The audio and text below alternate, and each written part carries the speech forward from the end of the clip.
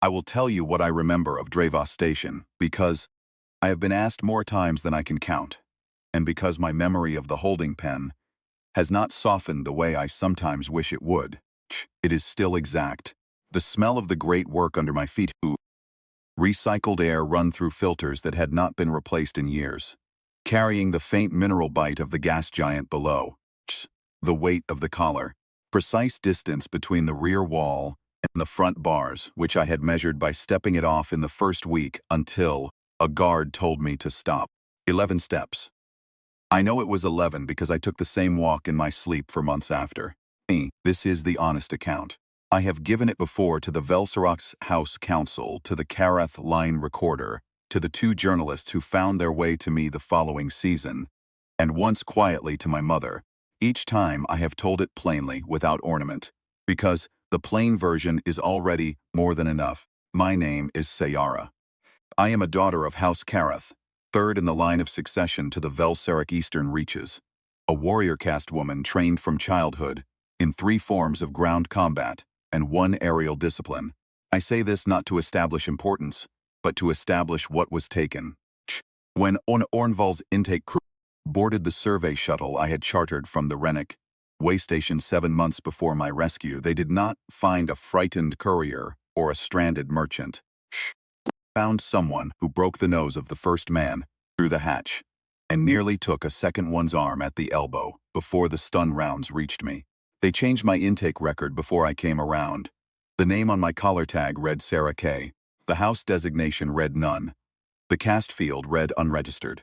7 months in the holding pen of Dravos Station, and not a single sale floor clerk, not a single inspector from the Interstitial Commerce Commission who passed through, not one of the 40-odd buyers who came and went during my time there.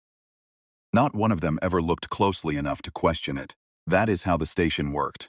That is why it had operated without interruption for 11 years. You do not question the intake record. You look at the merchandise, you look at the price, you look at the transfer paperwork. You do not ask who the person used to be. I had stopped expecting rescue in month 3. This is not self-pity. It is arithmetic. My house believed me dead. The shuttle's beacon had been disabled before it was boarded, and the wreckage of a different craft, one the crew had already stripped and left adrift, was recovered near the Rennick approach. My house held a mourning rite. I learned this in Month 4 from a guard who thought telling me would break something in me. It did not break anything. It confirmed what I had already calculated. I focused on what I could control, kept my body strong in the 11-step space. I tracked the station's rotation patterns, the guard shifts, the buyer arrival schedule.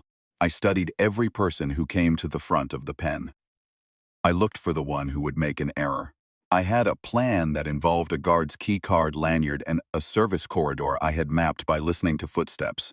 And it was a reasonable plan, and it would have failed, and I knew it would have failed. But it was the only plan I had, and so I kept it. I did not keep hope. Hope requires uncertainty. I had certainty. I would either find an opening on my own, or I would be sold to someone from whose possession I could also find an opening, and eventually I would find the right opening, and I would take it. This was not optimism. This was the only acceptable forward direction. That is where I was in my thinking on the morning Mace Dunbar walked onto the Dravos Station sale floor. I did not notice him immediately. My attention in those hours was on the clerk's station at the far end of the floor, where a commission inspector I had not seen before was reviewing intake files. I was watching the inspector the way I watched every official who came through, measuring whether there was anything in the posture, the pace of the file turning, that suggested real scrutiny rather than the stamped-and-gun variety that characterized every previous visit. There was nothing. He turned pages at the same steady administrative rhythm. I looked away. The human registered to me as a peripheral detail at first. Male, late 30s. The build of someone who worked in confined physical spaces. Not the gym-sculpted frame of a fighter, but the practical density of a man who had spent years loading and unloading cargo in corridors too narrow to swing your arms. Dark hair cropped close, a jaw that needed shaving, the kind of sun damage on his hands, and the back of his neck that you get working near unshielded viewports. He was wearing the coverall of a freight operator. Dark gray, patched at both knees, a name strip on the left chest that I was too far away to read. He was not moving like a buyer. Buyers moved toward the pens with a particular forward lean, head slightly down, eyes assessing. This one was standing at the clerk station with his arms crossed, reading something on the intake manifest screen. The clerk was talking to him, and he was not looking at the clerk. He was looking at the screen with the focused attention of a man checking inventory against a shipping order. I noticed this because it was different. I noticed most things that were different by that point. He was there for perhaps 8 minutes. He asked the clerk 2 questions I could not hear from the pen. The clerk answered both with the practiced smoothness of someone giving a tour, gesturing toward the far pens first, then toward mine. The human looked in the direction the clerk pointed, which was toward me. But his eyes did not land on me in the way a buyer's would. He looked at the pen as a location, not as a display. Then he nodded once and left. I filed this away under nothing actionable and returned my attention to the floor. He came back 4 hours later. This time he came without the clerk. He came through the floor access door that the staff used, which meant he had a temporary pass from the front desk. They gave them out to serious buyers who wanted a second look without the sales patter. He walked the length of the floor at the same unhurried pace, looked briefly at the far pens, and then came to mine and stopped. He stood at the bars and said nothing for a moment. At the back wall. I usually stayed at the back wall when buyers came because distance was the one variable I could still manage. He looked at the collar tag and then looked at me. Sarah K., he said. Not a question. He was reading the tag. That is what it says, I said. My voice was level. I had worked very hard, over 7 months, to keep my voice level with buyers. Contempt reads as interesting to some of them, which creates problems. Level is the tone that communicates nothing they can use. He looked at the tag again. Then he looked back at me, with an expression I did not know how to read immediately, which was unusual. After 7 months, I had cataloged most of the expressions that appeared on faces at the front of that pen. This one was not assessment. It was not calculation. It was closer to the expression a survey technician makes when a reading doesn't match the expected range. Not alarmed, not confused, just noting a discrepancy that requires attention. Does it say anything else on that tag? He asked. House designation blank, I said. Cast field unregistered. He said. This was the full extent of his response. He stood there another moment, hands in the pockets of the coverall. Then, you been here a while? 7 months, I said. He nodded as if this confirmed something. You speak interstitial well. I was educated, I said. Something shifted in his face at that. Not surprise, but recognition of information received. He looked at the tag one more time, and then he looked at me, and I had the distinct sensation that he was not looking at the tag anymore when he did it. All right, he said as if concluding a private conversation. Give me a little time. He left. I did not know what to do with this. I stood at the back wall for some time after he left, turning it over. Give me a little time was not a buyer's phrase. Buyers either completed their business or they didn't. They did not make appointments. I had been in that pen long enough that my capacity for hope had atrophied almost entirely, but I was still a warrior caste woman, and I was still capable of analysis. And what I analyzed in the following hours was this. That man had come twice, had not behaved like a buyer either time, had looked at my intake record rather than at me, and had said something that was structurally more consistent with assistance than commerce. I went through the scenarios with the same cold arithmetic I had applied to everything else in those 7 months. He was a slaver's associate, testing for signs of high-value identity. He was a bounty agent. Though I could not figure who would have contracted him or how they had traced me here. He was something else entirely which I could not define. I did not allow myself to use the word rescue. I had burned that word out of my operational vocabulary in month 3, and I did not have the resources to reconstitute it on the basis of a man saying, "Give me a little time." He came back the next morning. He came with no pass this time. He came with the station manager. The station manager was a heavy-set Drevos-born broker named Okran Val, who ran the sale floor through a combination of documentation that looked legitimate at arm's length and a very clear understanding of which officials required active maintenance and which could be left to their own administrative inertia. I had watched Val work the floor for 7 months. He was not a stupid man. He was a careful man who had built his operation on the premise that care and caution were sufficient protection. He did not look careful that morning. He looked like a man who had spent the previous evening being handed problems. The human walked beside him in the same gray coverall, hands still in his pockets. Unhurried, Val was talking. The human was listening with patient attention. Someone who has already heard this speech and is waiting for it to end. They stopped at my pen. Val gestured at me in the way he gestured at everything he wanted to present as merchandise. A slight open-handed motion, the host's flourish. Acquired on the Rennick approach 7 months ago, survey craft, no registered house, no documentation of origin, fully certified intake, commission stamp on file. I've read the intake file, the human said. All of it. Val paused. Then, you've seen that everything is. I've also seen the survey charter records from the Rennick way station for the 7 months before she was brought here, the human said. Public registry, anyone can pull it. Val was quiet for a moment. Shh.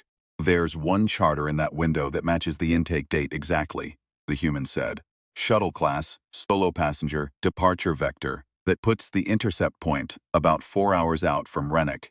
Charter was registered under the name Sayara of House Kareth. Third line succession, Vel Sarek Eastern Reaches. He paused.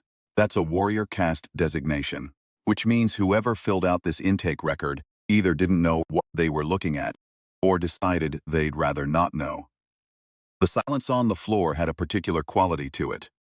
I became aware that 2 guards had drifted closer to the pen than usual, and that the clerk at the far station had stopped pretending to work. Val's voice was very controlled when he spoke. Charter records can be. I filed a copy with the Interstitial Commerce Commission Regional Office, the human said. 3 platforms over. They have it now.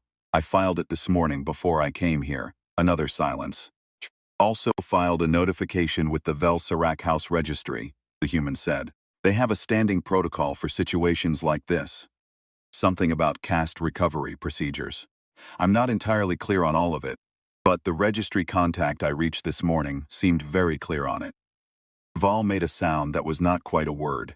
The way I understand it, the human said, and his voice was still the same unhurried, practical tone it had been for every word he'd spoken. The questions isn't whether she walks out. She walks out. That's already settled. The question is the method. Meaning, does this go through official channels with full documentation and commission review, or does it go through whatever the Vel Sarak line recovery protocol involves? Which the registry contact implied was somewhat more direct. He looked at Val with the expression of a man who has arrived at the final line of a freight invoice. I'm just the one who found her. The paperwork is filed. The people who care about her name are already on their way. She can walk out right now today, with the collar off and the record corrected, if you want to do it that way. Val stood very still. I had watched this man manage every difficult situation on his floor for 7 months. I had watched him talk down angry buyers, smooth over documentation disputes, handle an ICC inspector with the practiced ease of someone who had done it dozens of times. I had never seen him look like he did at that moment, which was like standing on ice that has already begun to crack and trying very carefully not to move. Collar key, the human said. Val reached into his pocket. I will not pretend that I held myself together completely in the moment the collar came off. I had worn it for 7 months. It had weight and texture that I had stopped consciously noticing after the first few weeks, the way you stop noticing a scar. And when the lock disengaged and the thing fell and the guard caught it before it hit the floor, I felt the absence of it as something closer to physical pain than physical relief. My throat ached. I stood still and breathed through it. The human was not watching me in that moment. He was watching Val, and Val's 2 guards, and the clerk at the far station. The measured vigilance of someone, making sure the variables he'd identified stayed stable. This was not a dramatic gesture. He was not performing anything. He was managing a situation, the same way he'd managed it from the beginning. Methodically, practically, with his hands still in his pockets. I walked forward. I walked out through the open pen gate, and I stood on the floor of Drevos Station. And I was not in chains, and I had not found the keycard lanyard. and the service corridor plan had not been necessary, and 7 months of arithmetic had not produced the outcome I'd told myself to expect. I looked at the human. Mace Dunbar, he said, before I could speak. He said it, the way someone who knows an introduction is owed, offers it without being asked, matter-of-factly, without ceremony. Freight operator. Came in today with a load of survey equipment. I was pulling the waystation cargo manifests to cross-check a damaged crate, and the Rennick registry was open, and your charter record was just there, at the top of the search results. 7 months ago, solo passenger Vel Sarek designation. He paused. Yes, I said. I'm sorry it took someone 7 months to notice. I did not know what to do with this. In my experience, apologies of that kind were either diplomatic formulas or the preamble to a request. This sounded like neither. It sounded like a man who had noticed something unjust and was acknowledging the duration of it, because the duration was part of the injustice. You were not responsible for the 7 months, I said. No, he agreed. Somebody should have noticed sooner. Vol had not moved. Shh. He was standing with the collar in his guard's hands and the expression of a man conducting very rapid calculations about the near future. I watched him find the answer to whatever he was calculating and arrive at stillness. The documentation you filed, Vol said carefully to Dunbar. If this is resolved. It's filed, Dunbar said. What happens with it is between you and the commission. That's not my department. He looked at me. Are you able to travel? I had not been asked this by anyone in 7 months. I had been assessed for physical condition by buyers, checked for health marks by an intake medic, had my capability inventory read aloud to prospective purchasers. No one had asked me if I was able to travel. Yes, I said. I have a berth on my ship, he said. It's a cargo hauler. Not comfortable, but it has full life support and a bunk that locks from inside. I can get you to the Vel Sarek registry contact I reached this morning. She said she'd meet the ship. He said this as if it were a freight arrangement. Clear terms, no embellishment, take it or leave it. If you'd rather wait for the official commission pickup, that's also available. Your choice. Your choice. I had not heard those two words together in 7 months either. Your ship, I said. He nodded. This way. We walked off the Drevos station floor. I was wearing the station-issue gray tunic they had given me at intake, and my feet were bare on the grating because I had been in the pen, and I was 7 months thin and 7 months unslept, and none of this prevented me from walking with my back straight and my head level, because I third-line succession of the Vel Sarek eastern reaches, and that does not go away because a man in a stripped cargo platform has been calling you Sarah K. Heard Vol say something to the guard behind us. I did not look back. The corridor from the sail floor to the docking ring was 40 meters. I measured it. I measured most things. His ship was registered as the Daromevin, a mid-range cargo hauler, the kind used for survey supply runs and low-priority freight, blocky and practical looking in the way that working vessels are when nobody involved in their construction had any investment in aesthetics. The airlock was open. The access ladder was down. He went up first, which I noted. It meant his back was to me, which is either carelessness or trust, and he did not look like a careless man. The interior was the interior of a working ship, every surface functional, nothing wasted. The smell of machine oil and recycled air, and the particular dustiness of cargo holds that have been loaded and unloaded too many times to fully clean. There was a galley alcove. There was a small navigation space. 2 berths, one of which was clearly his. The bunk with a tablet docked on the wall shelf, and a coffee mug in the slot holder, and one of which had a clean sheet on it, and a towel folded at the foot. I stopped. He was at the navigation station already, pulling up departure clearance. Bunk's yours, he said, without looking around. Lock on the inside is manual, the red lever. Head is through that door. Shared use. I'll let you know when we're clear of the station. Probably 20 minutes. I stood in the corridor between the berths and the galley, and I looked at the towel folded at the foot of the bunk. He had known. I was there before he filed the paperwork. He had known before he went back with the station pass. He had prepared the berth last night, or this morning, had pulled a clean sheet and a towel from the supply locker and put them there before he went back to the floor, before he knew for certain how it would resolve. He had assumed an outcome and prepared for it and told no one.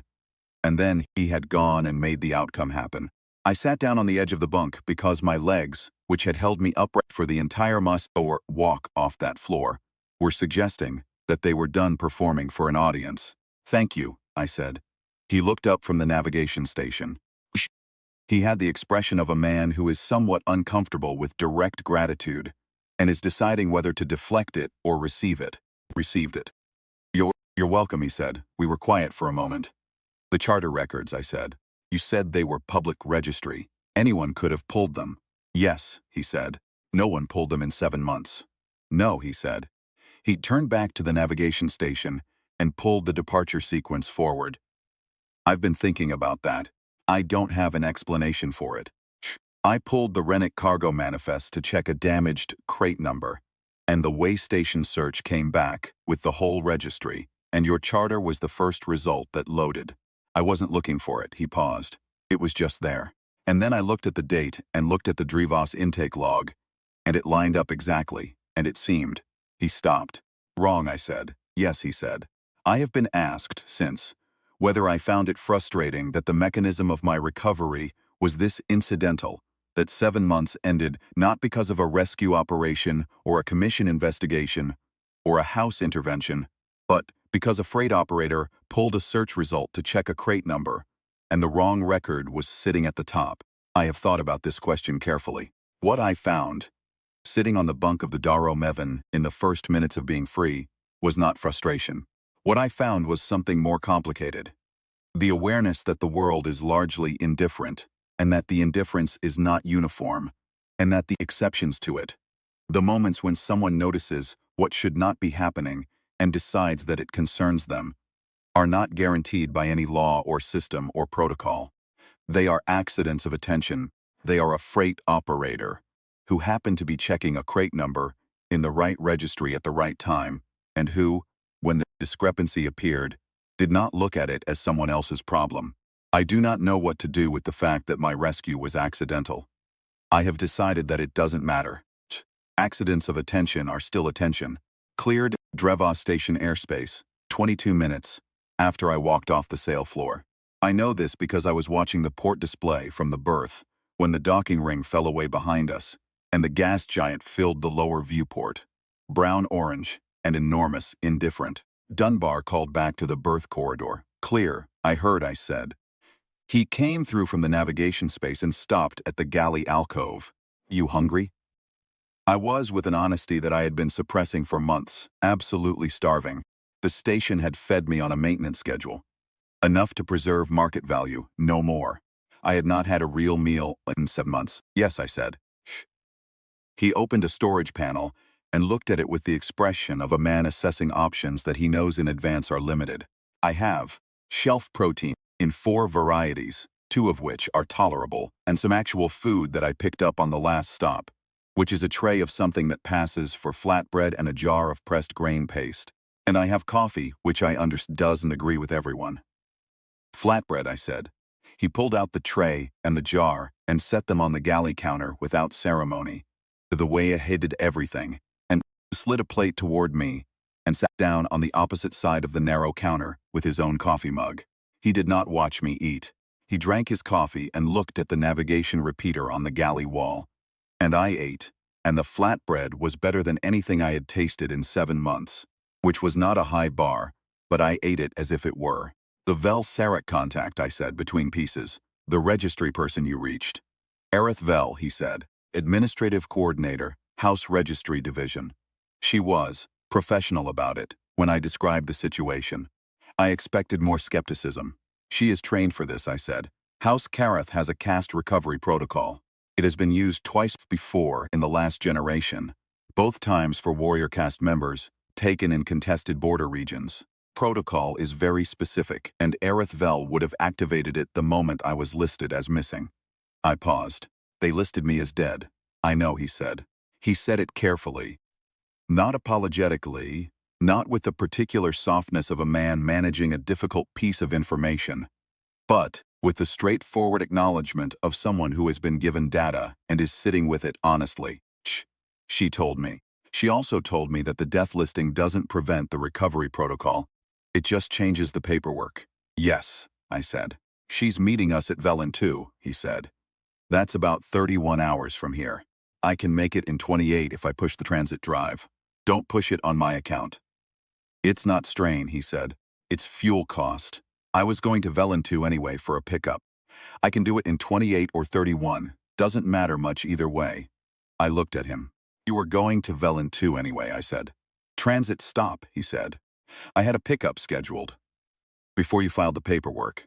He looked up from the coffee mug. When you filed with the registry, I said, and with the commission, you scheduled the meeting at Velen 2. You arranged to bring me there before you came to the sale floor. Before you knew for certain that Vol would hand over the collar key. He was quiet. What if he hadn't? I said.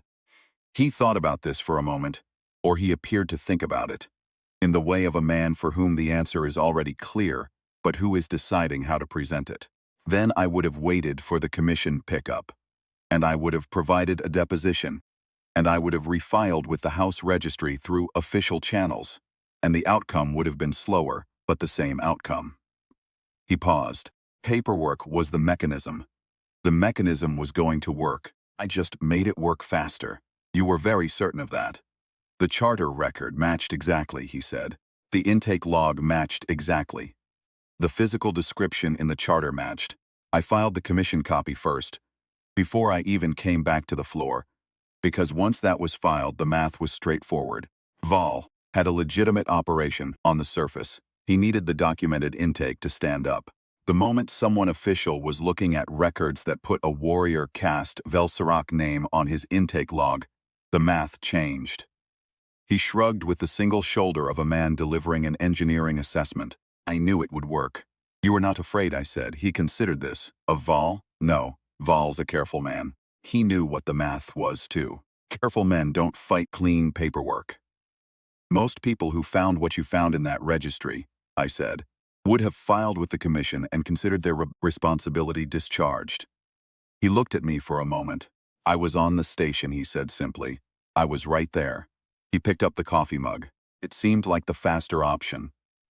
I have thought about this exchange many times in the years since. He did not say he could not have walked away.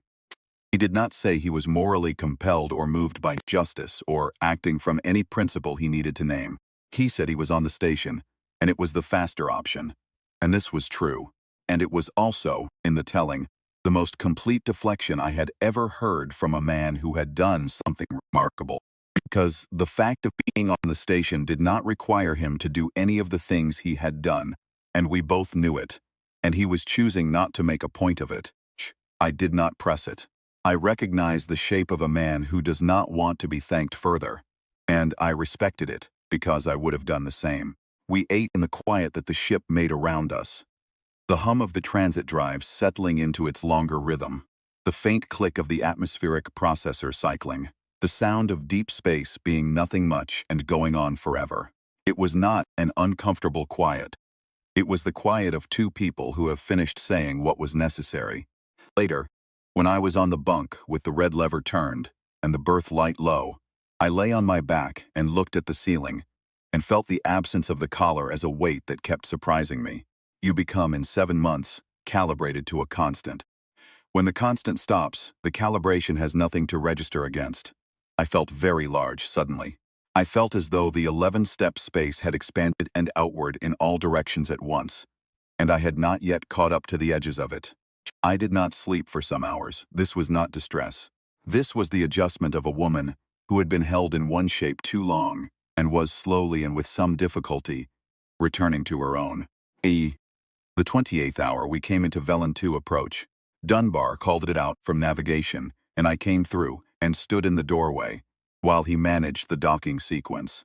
Aerith Vel had sent coordinates, a private berth on the station's administrative ring, away from the freight traffic. I watched the station grow in the viewport, gray and functional, and thought about the registry coordinator I had met twice before my disappearance. A small, precise woman who never raised her voice and moved through the house bureaucracy with the patience of deep water. She'll have questions, I said. She had questions yesterday, he said, on the call. She was very thorough. Yes, I said. She is. She also, he said, with the careful tone of someone relaying information they are slightly unsure how to frame. Asked me to tell you that the house morning rite was reversed this morning. She had done it before she called me back, apparently. Administrative correction. I stood with this for a moment. She anticipated the outcome, I said. Apparently she's confident in her paperwork, he said. I looked out at the approaching station. Administrative correction. The record revised. My name reinstated in the Vel-Serac registry. The morning rite reversed by a small, precise woman who had not waited for confirmation because she had looked at a freight operator's documentation and found it sufficient.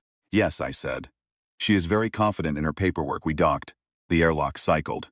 Earthvel was at the end of the docking tube in a formal housecoat with a tablet in her hand and the expression of a woman who has been managing a crisis for 24 hours and has now arrived at the resolution phase and intends to be efficient about it.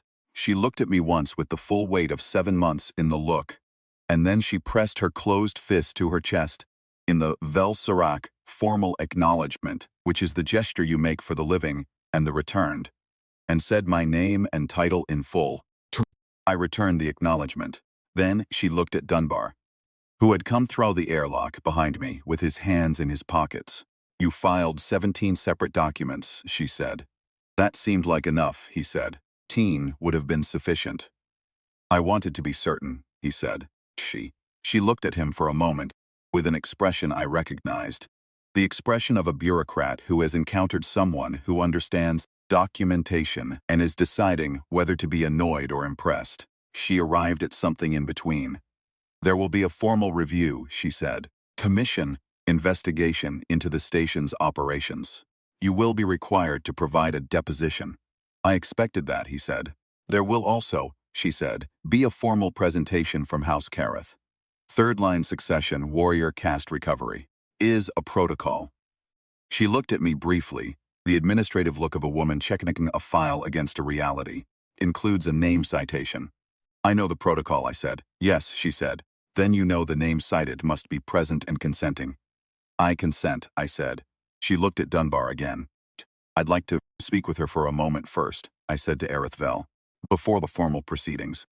Arithvel checked her tablet. You have 8 minutes, she said, and turned and walked toward the station, because she was a woman who kept schedules. Dunbar had watched this exchange with the patient expression of a man who is not entirely sure what is happening, but is willing to wait for it. He looked at me. I had thought about what I wanted to say. I had had 28 hours to think about it. I had considered several approaches and found all of them inadequate to the thing I wanted to convey, which was not gratitude. I had offered gratitude, and he had received it, and that was done. What I wanted to convey was something more precise. You said you were right there, I said, on the station. I did, he said. The house protocol, I said. The name citation. It is not a decoration. It's a lineage record. A formal record that the named person acted in the recovery of a warrior caste member, and that the house knows the name and holds it. I paused. It is how we remember. He looked at me steadily.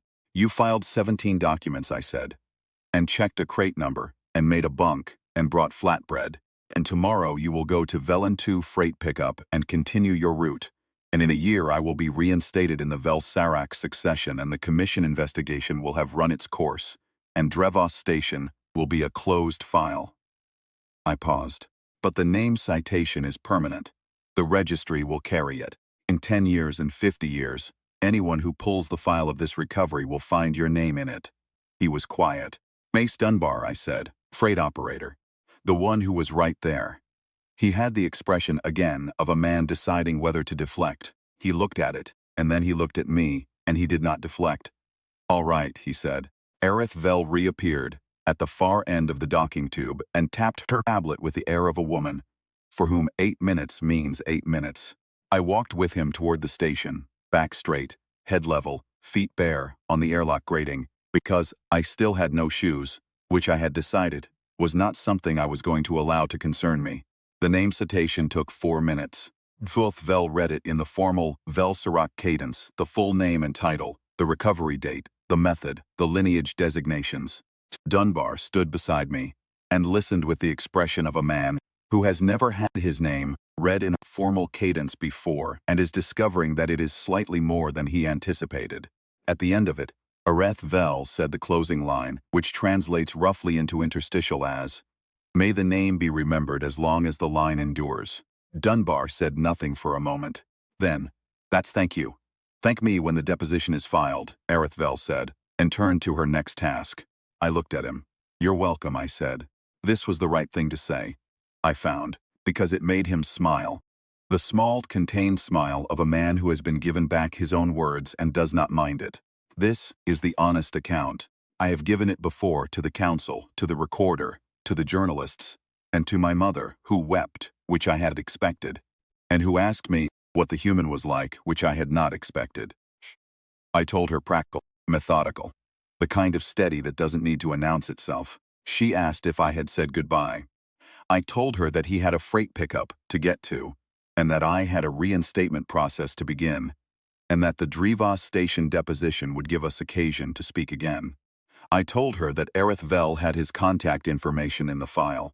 She looked at me the way my mother has always looked at me, which is the way of a woman who knows that her daughter can manage every variable in a room and still miss the most obvious one. "He made the bunk before he knew you were walking out," she said. "Yes," I said. "I know." She nodded in the manner of a woman who has received a sufficient answer and will give it room to develop. I will tell you the rest of it now, because it is part of the honest account. Mace Dunbar did file his deposition.